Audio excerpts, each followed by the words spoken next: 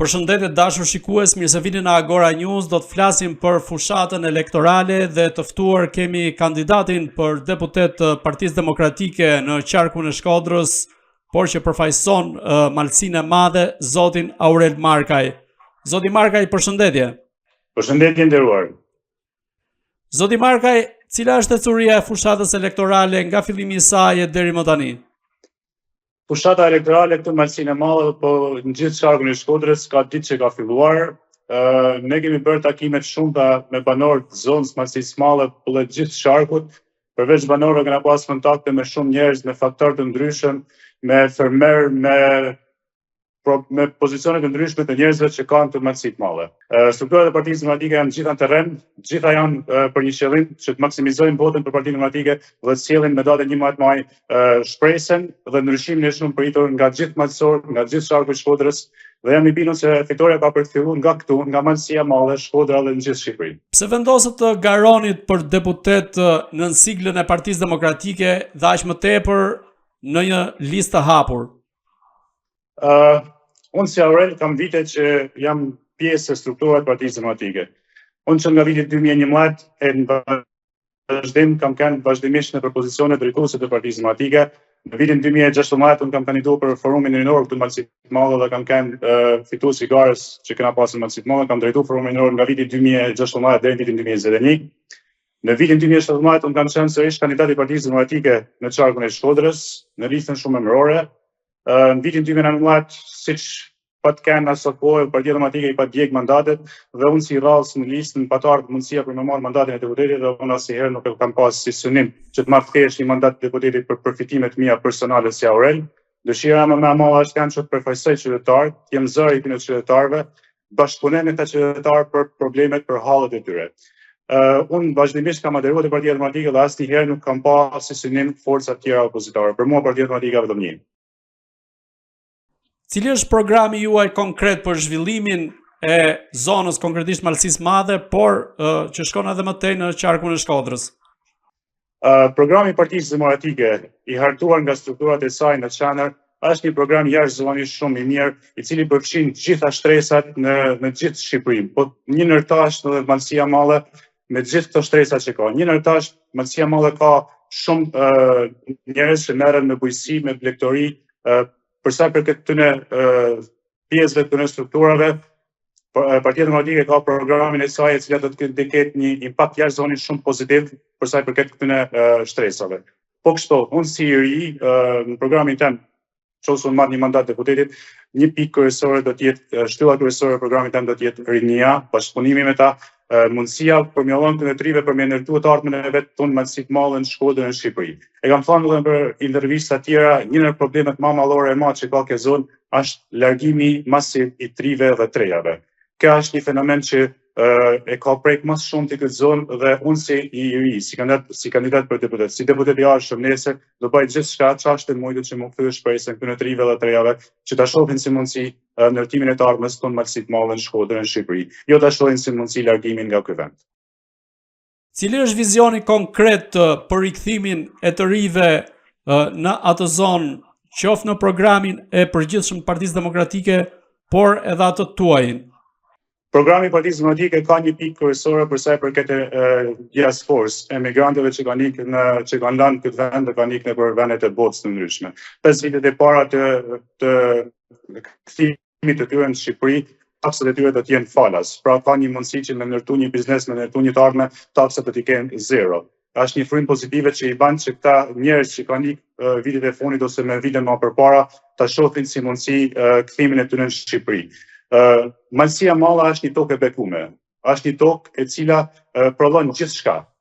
Ne të mundësinë me jetua, thjesht shteti duhet që t'u japi shpresë, si të përkrahë këta njerëz me subvencione, me ndihma, me siguru tregun për shitjen e prodhimeve të tyre dhe jam i bindur se këta malësorë, këta shkodran, këta qytetarë të vendit tonë do ta shohin si mundësi kthimin në Shqipëri. Cili është vendi që zë sektori i arsimit në programin e Partisë Demokratike, por edhe ato tuajin, duke qenë se edhe ju jeni me profesion mësues? Po, unë të drejtën kam vite që punoj në arsim, punoj në arsim Malsinë të Madhe që për 16 viteve, në pozicione të ndryshme.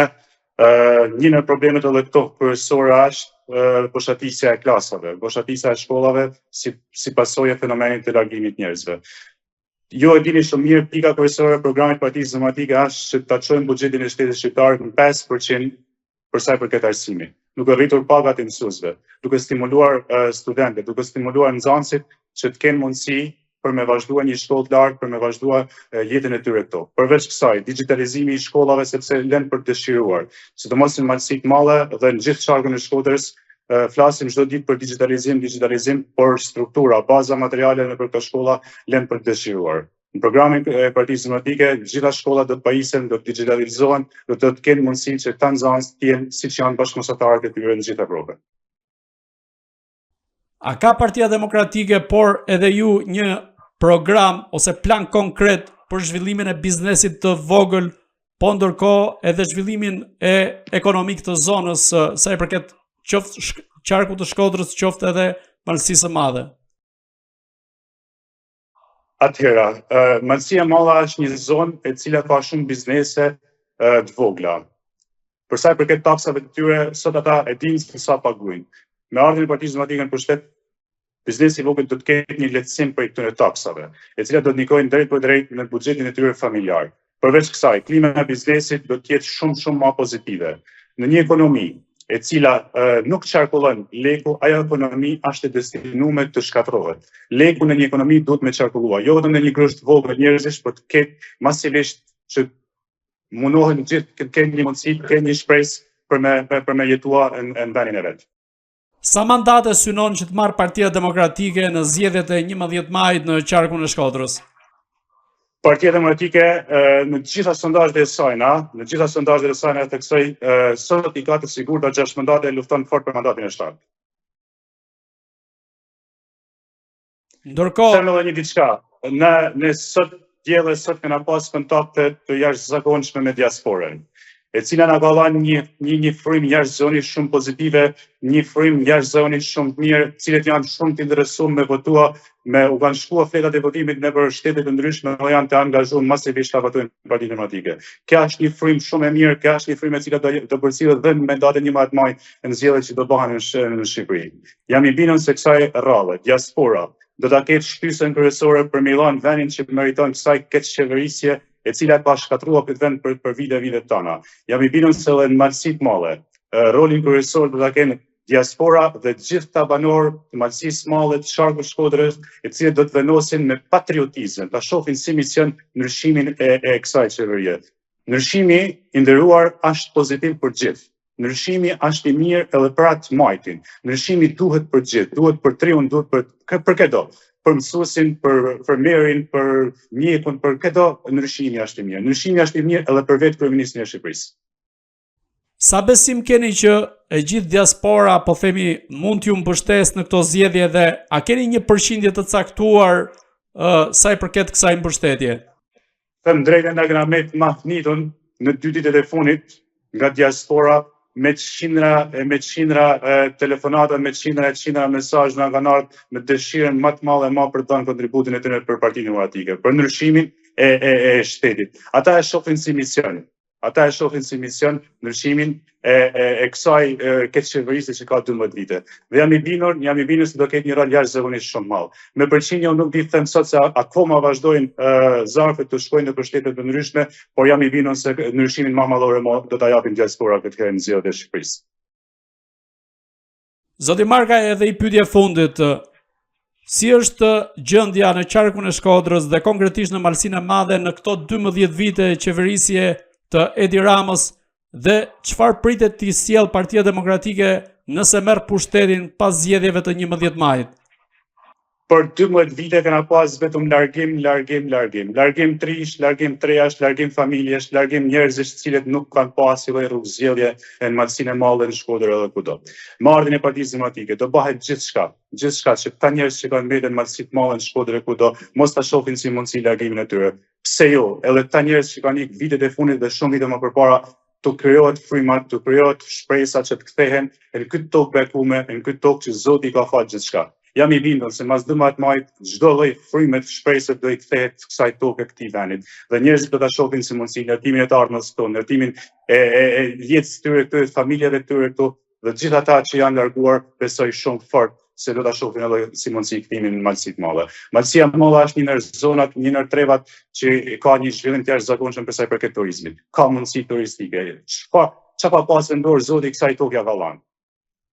Edhe jam i bindur se kjo ka nevojë vetëm për një shpresë për t'i kthyer mundësinë për me jetuar këtu njerëzit. Zoti Markaj, unë ju falenderoj që ishit në Agora News. Faleminderit ju, i nderuar. Të dashur shikues, bashkë do shihemi në intervista të tjera, por mos harroni të bëni subscribe në kanalin tonë në YouTube.